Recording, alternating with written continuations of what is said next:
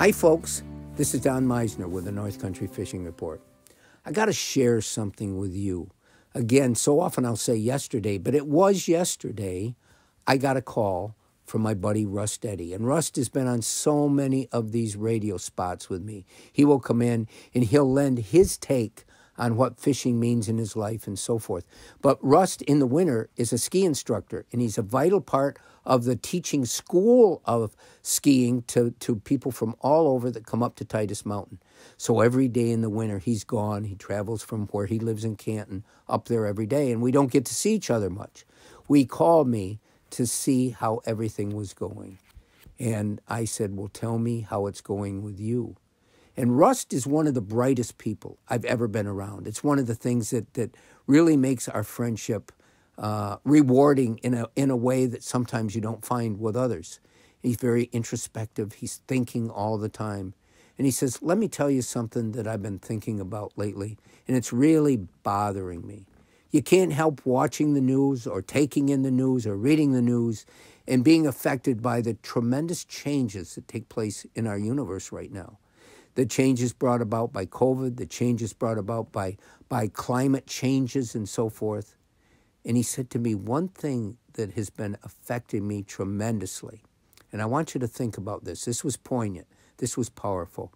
He said to me, what if there were no fish in our waters?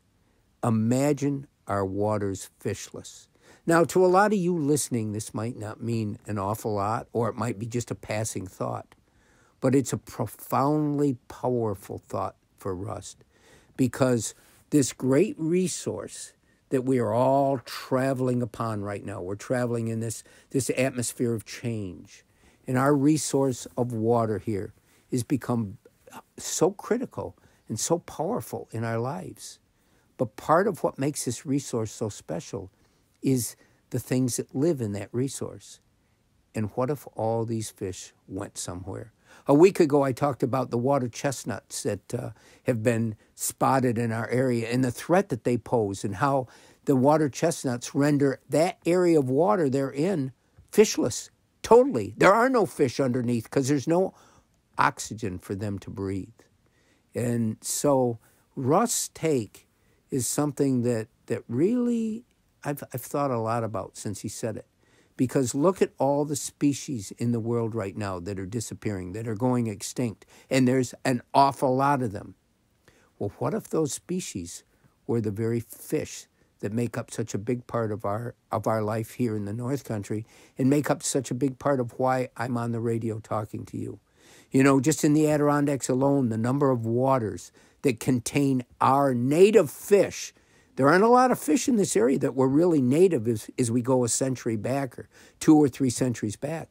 One of those fish that were native were lake trout and brook trout. They're related. They're both char. They're not really even trout. They were in so many of our waters. They've gone extinct in so many of the waters of the Adirondacks. Are they a trend? Are they the canary in the coal mine?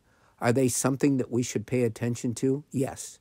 And so it makes us, I think, when I think of Russ' quote, when I think of imagine the water fishless, and what does it do to you? It would do a great harm to all of us.